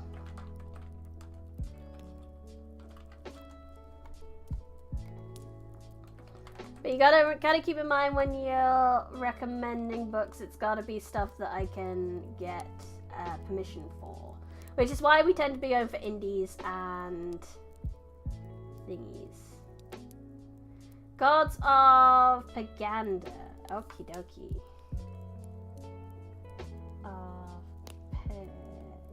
Pagana. Yeah, okay. That's exciting. We don't know what we're reading. We finished a book. So I will track down some books and get talking to some people. If I don't, we probably won't be able to start an indie, but we might be able to start one of the ones you guys suggested. If you have any other suggestions, if the stream stops and you're like, damn, should have recommended that one, then get your butts into the Discord. There is a book recommendation section or the general suggestion box, both work, and I'll be able to do that. I mean, City of Bones is a fan fiction. City of Bones?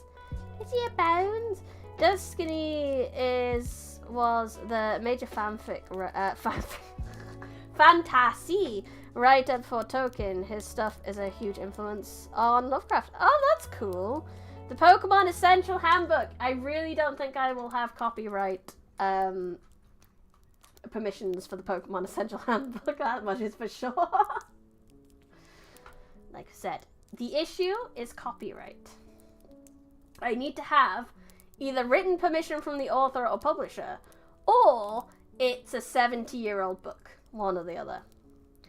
But for now, I don't think that can happen. No. Those are the things we have to look out for. So I will do some digging for next week. Like I said, if you have any recommendations, get your butts in the Discord. If not, then I just have to say, look forward to the surprise next week, and thank you all for coming today and enjoying the absolute ride that has been Wuthering Heights. Thank you everyone in chat, thank you anyone who lurked, thank you to anyone who watches the VOD. I really appreciate you coming and enjoying my content, no matter which way you enjoy it. If you would like more of moi, then I highly recommend you, if you're on YouTube, if you leave a like on the video and subscribe to the channel. And if you're on Twitch, if you give the channel a follow. I will be back tomorrow, and we will be doing some solo D&D again. Yay, solo D&D. What were we doing? Oh yeah, I got arrested. A warlock of chat just got arrested. For many crimes. Not many crimes, for some crimes. Small crimes. So find out how she's going to escape from jail tomorrow! Other than that... Ow, bro. How dare you? Native gamer, goddamn. Why do you choose violence? Like twice? It has a small cooldown.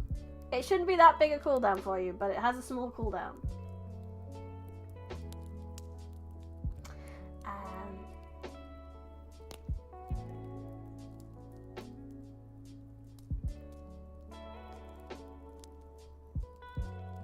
Where was I in my outro? I lost it in my brain. Oh yeah! If you have done the likes and the stuff, If you would like, you bonked where I was in my outro out of my head. If you would like to support this VTuber in her attempt to make it something of a part-time job, help her pay bills, help her survive as a human being, that would be lovely. If you could do that via YouTube membership, where you get emotes, exclusive streams, a Discord channel, merch discounts, and you get commands, chat commands. We will be getting more. I do have some recommendations more. I just haven't implemented them yet. There is the Patreon, where you can get short stories, exclusive streams, merch discounts, and free books. If you're interested in the game dev that I've been doing, the Patreon does have is getting the original story that game dev is based off. So, yeah, go do that. It's a good place to find it. There is the Kofi, where if you like my emotes, you can get me to draw some for you. And you can also get some short audiobooks in the Kofi shop. Last but not least is my merch store, where you can get first edition copies of books that I've written, ebooks, notebook, pillow, and I'm waiting on a yarn delivery to finish off some of the handmade stuff that I've been teasing. Fingers crossed that's going to be finished very soon. Very soon, very soon, very soon. But I ran out of yarn! But it's fine. Amazon got me. I ran out of yarn, and then I went to go to the shop where I originally bought the yarn from, and they hadn't had a delivery, and I bought all of that type of yarn last time I was in there. So yeah, I had to get it delivered. So yeah, it's taking a minute, but it's fine. We're getting there. But I think that's all I got. I think that's all I have to tell you about. That's all I got for you. I'll see you guys tomorrow. For now, I had fun. I hope you had fun. This has been Brady West with Life in the Midnight Weekend.